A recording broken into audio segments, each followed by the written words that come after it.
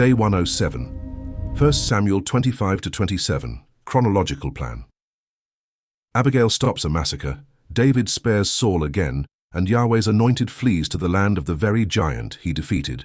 Chronological Bible reading Day 107, 1 Samuel 25-27, with original Hebrew vocabulary.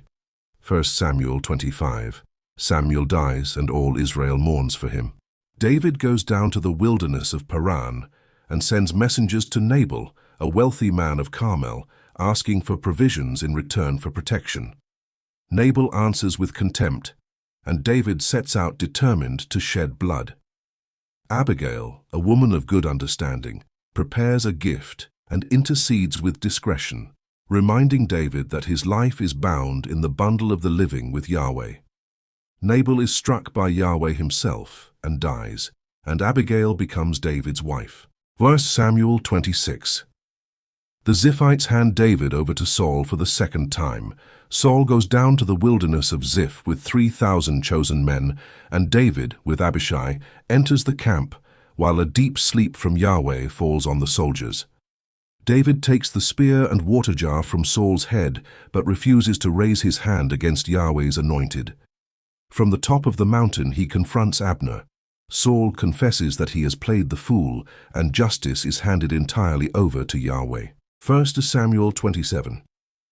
Weary of the pursuit, David decides in his heart to escape into Philistine territory.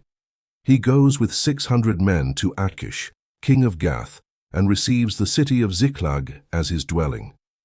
For a full year and 4 months he raids Geshurites, Girzites, and Amalekites, but deceives Achish by saying he attacked the south of Judah.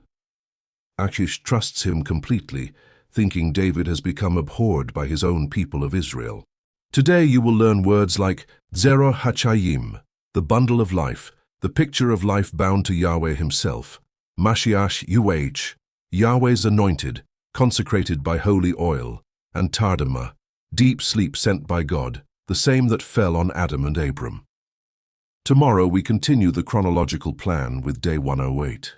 Remember to subscribe so you don't miss a single day of this daily Bible reading, and comment what stood out to you today, or a message to strengthen the faith of those who follow this journey with us.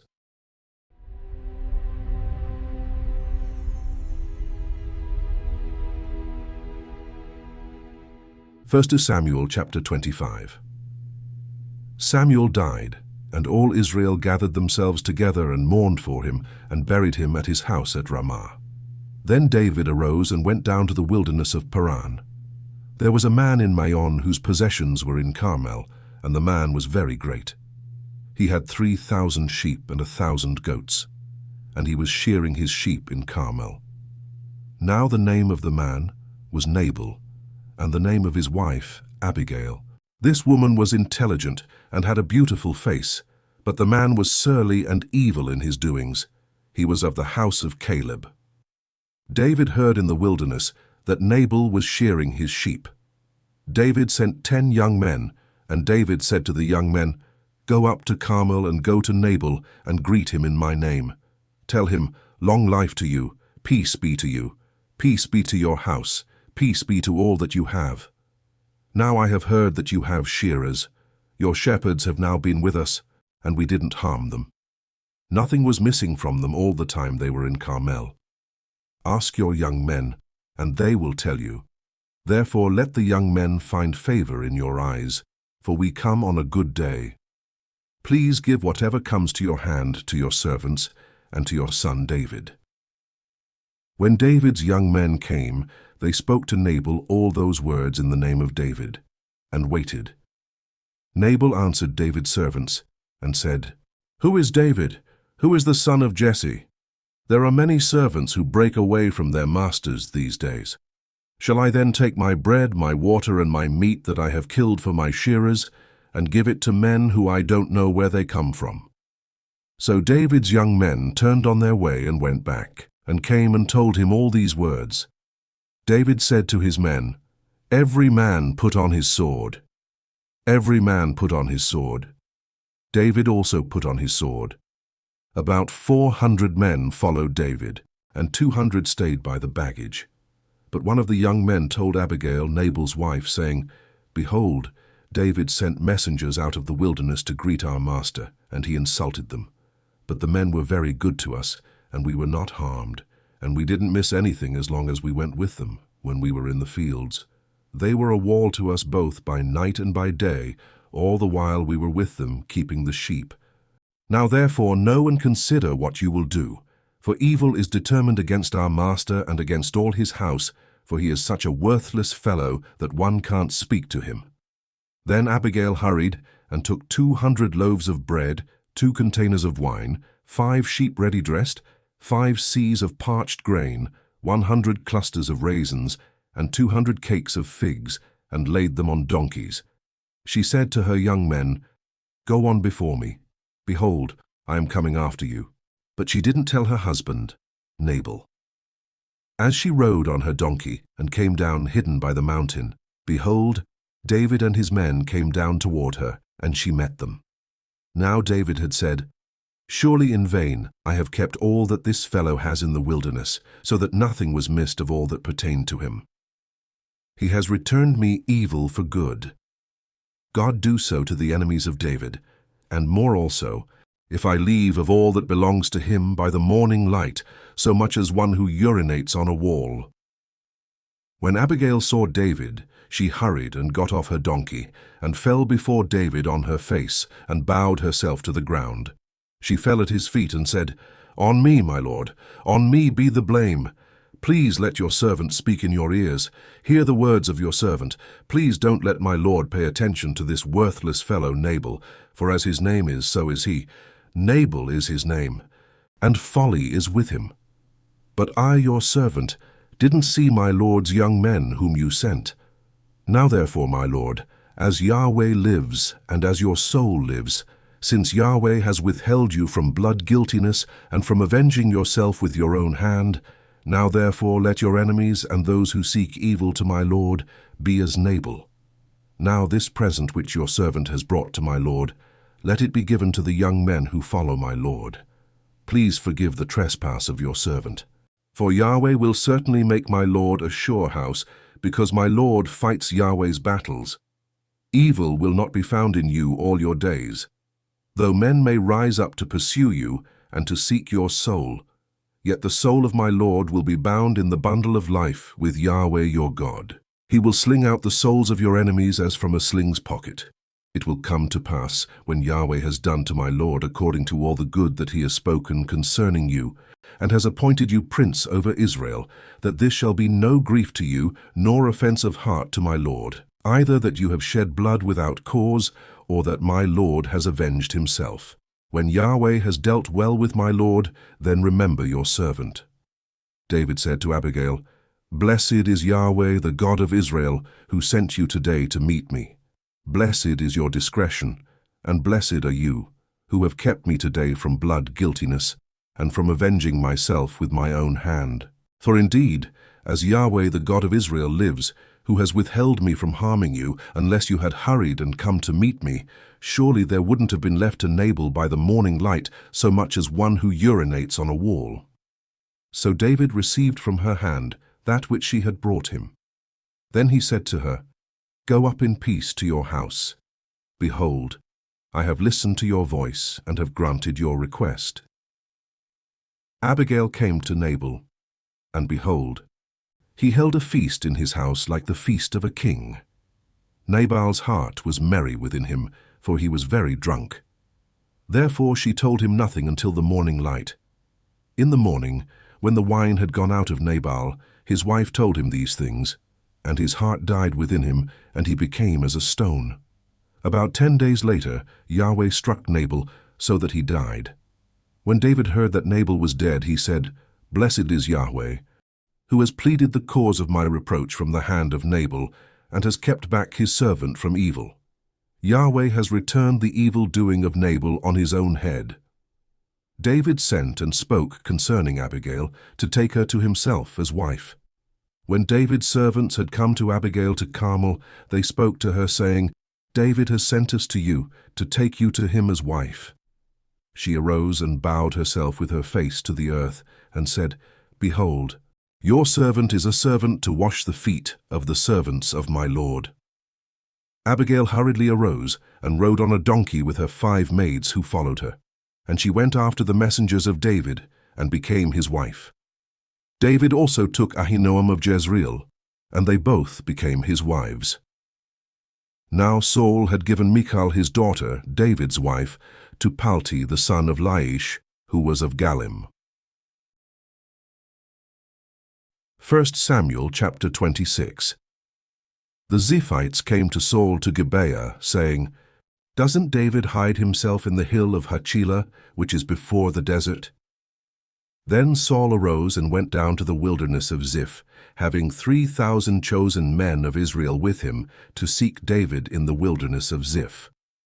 Saul encamped in the hill of Hachilah, which is before the desert, by the way. But David stayed in the wilderness, and he saw that Saul came after him into the wilderness.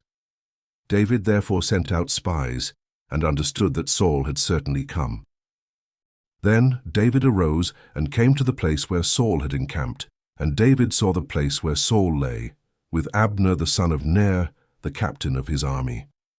Saul lay within the place of the wagons, and the people were encamped around him. Then David answered and said to Ahimelech the Hittite, and to Abishai the son of Zeruiah, brother of Joab, saying, "Who will go down with me to Saul to the camp?" Abishai said, "I will go down with you." So David and Abishai came to the people by night.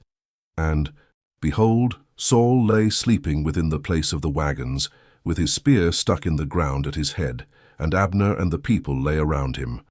Then Abishai said to David, "God has delivered up your enemy into your hand today. Now therefore please let me strike him with the spear to the earth at one stroke, and I will not strike him the second time." David said to Abishai, "Don't destroy him, for who can stretch out his hand against Yahweh's anointed and be guiltless?" David said, "As Yahweh lives, Yahweh will strike him. Or his day shall come to die, or he shall go down into battle and perish. Yahweh forbid that I should stretch out my hand against Yahweh's anointed.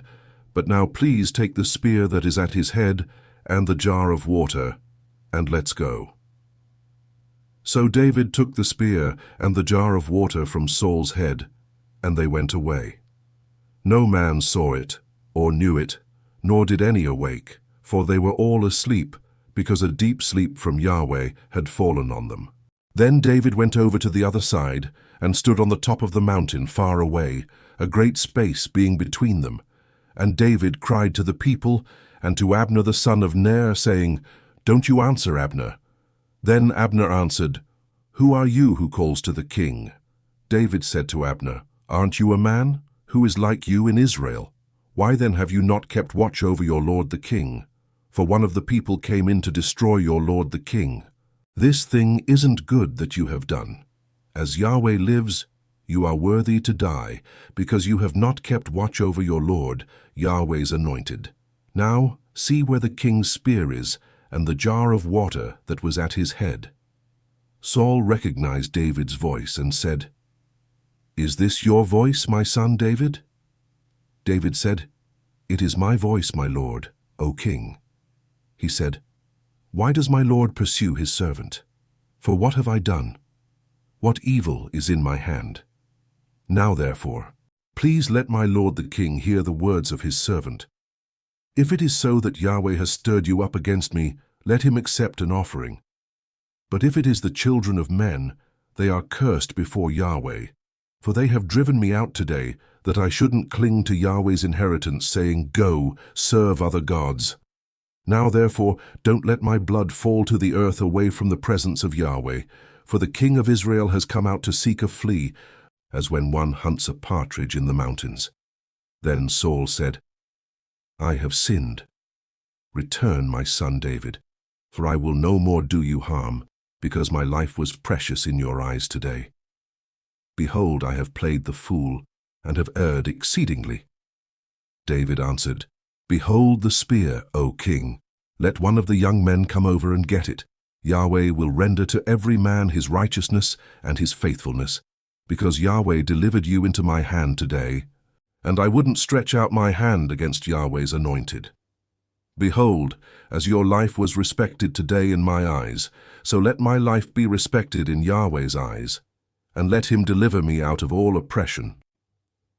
Then Saul said to David, "You are blessed, my son David. You will both do mightily, and will surely prevail." So David went his way, and Saul returned to his place. 1 Samuel chapter 27. David said in his heart, "I will now perish one day by the hand of Saul. There is nothing better for me than that I should escape into the land of the Philistines, and Saul will despair of me, to seek me any more in all the borders of Israel. So I will escape out of his hand." David arose and passed over, he and the 600 men who were with him, to Achish the son of Mauch, king of Gath. David lived with Achish at Gath, he and his men, every man with his household, even David with his 2 wives, Ahinoam the Jezreelitess, and Abigail the Carmelitess, Nabal's wife. Saul was told that David had fled to Gath, so he stopped looking for him. David said to Achish, "If now I have found favor in your eyes, let them give me a place in one of the cities in the country, that I may dwell there. For why should your servant dwell in the royal city with you?" Then Achish gave him Ziklag that day. Therefore Ziklag belongs to the kings of Judah to this day. The number of the days that David lived in the country of the Philistines was a full year and 4 months. David and his men went up and raided the Geshurites, the Girzites, and the Amalekites, for those were the inhabitants of the land who were of old on the way to Shur, even to the land of Egypt. David struck the land and saved no man or woman alive, and took away the sheep, the cattle, the donkeys, the camels, and the clothing. Then he returned and came to Achish. Achish said, "Against whom have you made a raid today?" David said, "Against the south of Judah, against the south of the Jerahmeelites, and against the south of the Kenites." David saved neither man nor woman alive to bring them to Gath, saying, "Lest they should tell about us, saying, 'David did this, and this has been his way all the time he has lived in the country of the Philistines.'" Achish believed David, saying, "He has made his people Israel utterly to abhor him. Therefore he will be my servant forever."